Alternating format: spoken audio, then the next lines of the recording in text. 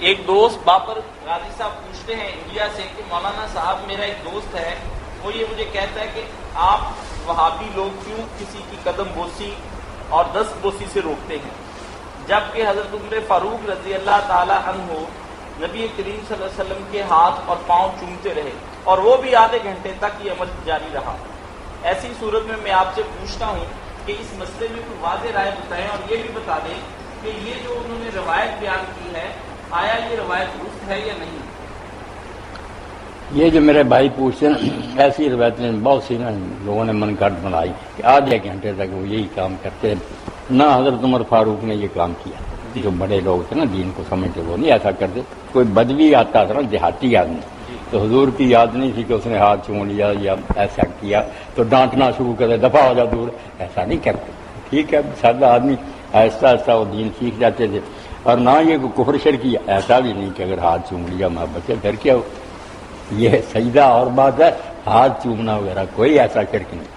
یہ تو یہی کہ اچھا آدمی میں نے محبت سے اس کے ہاتھ کو بوسا دے، اب بھی کچھ چوم لے کسی عالم کا ہاتھ کوئی ہے مولانا یہ پاؤں چومنا جو ہے یہ تو سجدہ کرنے کے مترادف نہیں، یہ بھی سجدہ کریں گے۔ سجدہ جو نا وہ زمین پر ماتھا رکھنے کا، جب یہ پیشانی زمین پر رکھے نا سجدہ اس کا نام ہے۔ یہ پاؤں وغیرہ چومنا قدم سے سجدہ نہیں۔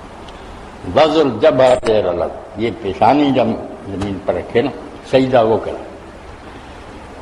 اگر توحید کے نقطہ نظر سے دیکھا جائے تو یہ جو ہے پاؤں کو چومنا مولانا یہ آج کل ایک انسان کی کیا تصویر نہیں، آج کل کے انسان کا کسی نے چوما بھی نہیں نا، رسول اللہ کے بعد کسی کا نہیں چوما، کسی نے ہمارا کہنا ہے رسول اللہ کا چوما۔ بالکل صحیح۔ رسول اللہ کی جو شان اور مرتبہ وہ بہت بلند ہے، اس لیے اگر لوگوں نے ایسا کیا تو کوئی برا نہیں۔ آپ تو اب تھوکتے تھے، اب دیکھیں نا ہم نفرت کریں گے، صحابہ کرام دوڑتے اپنے ہاتھوں پر لیتے تھے، اس کو منہ پر مر لیتے۔ یہ محبت کی بات نہیں، شرک وغیرہ کوئی نہیں۔ انہوں نے حضور سے کبھی کچھ نہیں مانگا کہ آپ ہمیں یہ دے، سمجھتے تھے اللہ صاحب کو دے۔ محبت کا انداز جو ہے نا وہ ہے، لیکن اب حضرت ام سلمہ رضی اللہ تعالیٰ جو حضور کی جی یک طرفہ نہیں ہونا چاہیے آپ، ان کے پاس جو اللہ کے رسول علیہ السلام نے اپنے حج میں سر کے بال منڈوائے تو کچھ تو دیے لوگوں میں تقسیم کر دو، کسی کو ایک آیا کسی کو دو آیا، لوگوں نے وہ سنبھال لی۔ اور جو حضرت ام حرام کے خاوند تھے ابو چلا جن کا بیٹا تھا حضرت انس، انہوں نے بچہ حضور کو دیا 10 سال، اس نے ان کو آدھے دیے، کیا دے تمہارا یاد۔ تو بعد میں پھر میں انہوں نے تقسیم بھی کیا۔ تو رسول اللہ کی زوجہ محترمہ کے پاس نا حضور کے کچھ وہ منہ مبارک انہوں نے شیشے کی ہے کہ نلکی تھی اس میں رکھی گئی۔ مدینہ شریف کے لوگ پھر صبح کے وقت بچوں کو بھیجتے تھے برتنوں میں پانی دے کر، وہ بچے دروازے پر جاتے تھے، عمر مومن پھر رسول اللہ کے منہ مبارک نکال کر ان میں ہلا دیتے، لوگ جا کر وہ پیتے، صحیح مسلم میں اللہ شفا دیتا کرتا اللہ بچہ، مگر اللہ اس سے خوش ہوتا ہے کہ میرے رسول سے محبت کرتے۔ جو آپ سے ہی شروع کر دیتے ہیں مانگنا وہ بھی گمراہ ہو جاتے ہیں، جو کہتے ہیں رسول کو درمیان سے نکال دیں وہ بھی غلط۔ اللہ تعالیٰ کا رابطہ ہمارے ساتھ رسول کے ذریعے ہی ہے۔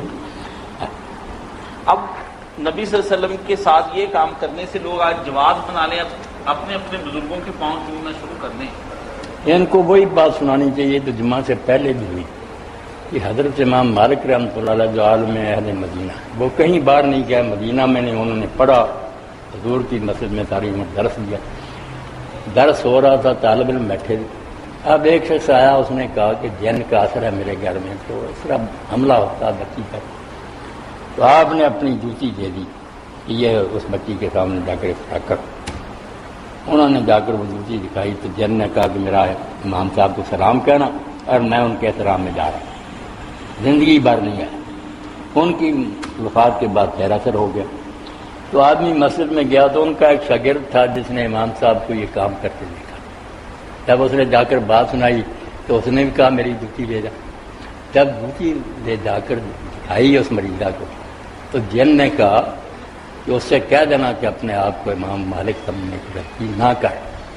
یہ صرف ان کے شاگرد ہونے کی وجہ سے پہلی مرتبہ تمہیں معافی دے دی، ورنہ گردن توڑ دیتا۔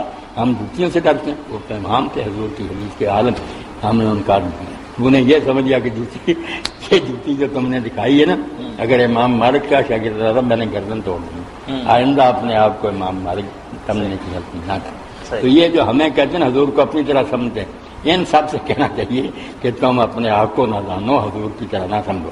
آپ کا اللہ مبارک، آپ کا جسم کا کپڑا، آپ کے منہ میں نبی کے تھے، تم وہ ہو.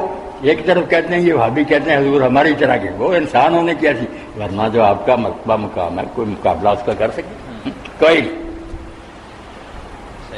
کوئی تجھ سا ہوا نہ ہوگا شاہ، کوئی پیدا نہیں نہ ہونا ہی.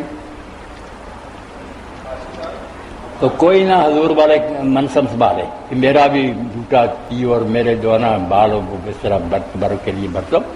حضور علیہ السلام کو اپنی جا رہنا کو بات ہوئی والی. یہ آپ نے وہ بھائی جو انڈیا میں رہتے ہیں، میں ان سے یہ گزارش کروں گا کہ مولانا کی بات کو اگر اکٹھا کیا جائے تو یہ بات سامنے آتی ہے کہ اپنے آپ نبی کریم صلی اللہ علیہ وسلم کے ساتھ جو فعل صحابہ کرام نے کیا ہے وہ وہیں تک محدود ہے، اسے آگے نہیں بڑھنا چاہیے. نہیں، آپ کے مرتبہ انہوں نے اپنی محبت میں کیا، کیونکہ نبی کریم صلی اللہ علیہ وسلم جیسا کوئی اور نہیں ہے دنیا میں، تو اسے جواد بنا کر ہم اپنے بزرگوں کے ساتھ قدم بوسی نہیں کی جا سکتی ان کی، نہ اس طرح آگے بڑھا جا سکتا ہے. بالکل حدیث پاک میں میرے ساتھی آتا کہ ساگ، منہ کا تھوک، ناک کا پانی دونوں منہ پر مر لیتے اپنے جسموں پر صاحب نہیں گرنے دیتے.